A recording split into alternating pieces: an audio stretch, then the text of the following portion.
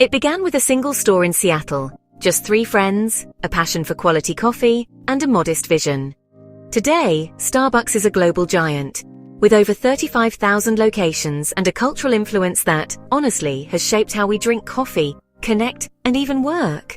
But how did a simple coffee shop become a worldwide empire? This is the story of Starbucks, how it rose, evolved, and redefined what coffee means to the modern world.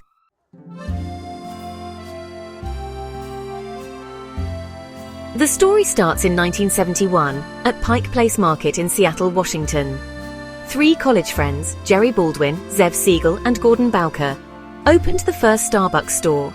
But back then, they didn't sell lattes or frappuccinos. They sold roasted coffee beans, coffee equipment, and a dream to bring high-quality, freshly roasted coffee to America.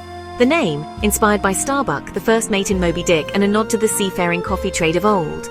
Their early inspiration came from a Dutch coffee entrepreneur named Alfred Peet, who had introduced them to the art of dark roasting. Peet even supplied them beans during their first year, but Starbucks wasn't destined to stay small for long.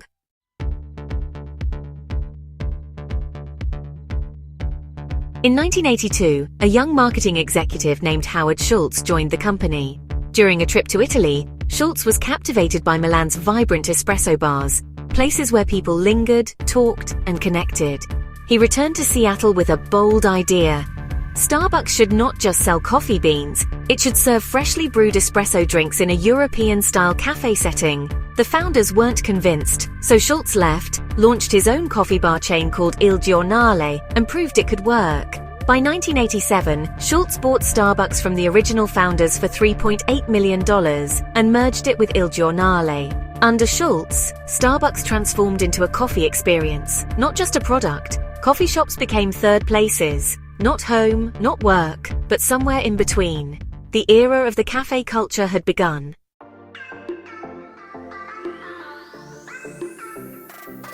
Throughout the 1990s and early 2000s, Starbucks expanded aggressively. From Tokyo to Toronto, from London to Lima, the green siren logo became a global symbol of quality and comfort.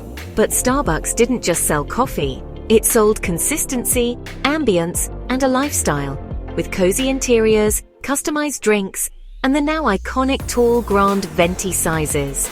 By 2007, Starbucks had over 15,000 stores worldwide. But the fast growth came at a cost.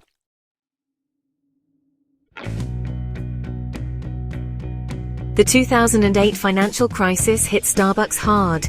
Over 600 stores closed. The brand faced criticism for being too corporate, too expensive, too ubiquitous. Howard Schultz returned as CEO and made tough decisions, cutting costs, closing underperforming stores, and, more importantly, refocusing on coffee quality.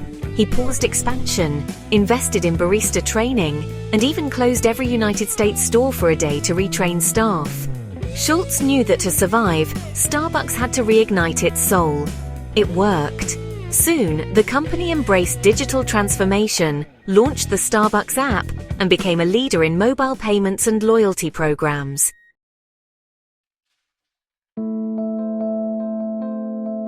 In the 2010s, Starbucks evolved again.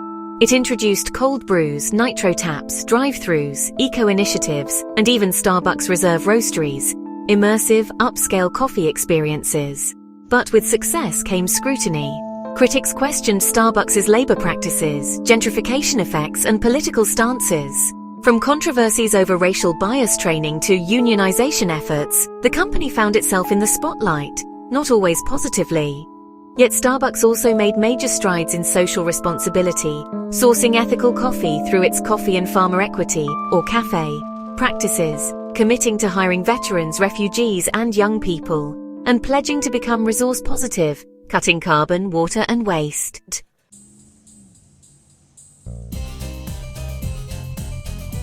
Today, Starbucks is more than just a coffee shop. It's a workplace, a meeting spot, a global brand, and for many, a daily ritual. With new leadership under Laxman Narasimhan and a focus on AI, personalization, and sustainability, the future of Starbucks is both digital and deeply human. Will it retain its soul as it grows further? Can a massive chain still feel like a local cafe? Only time, and the next sip, will tell.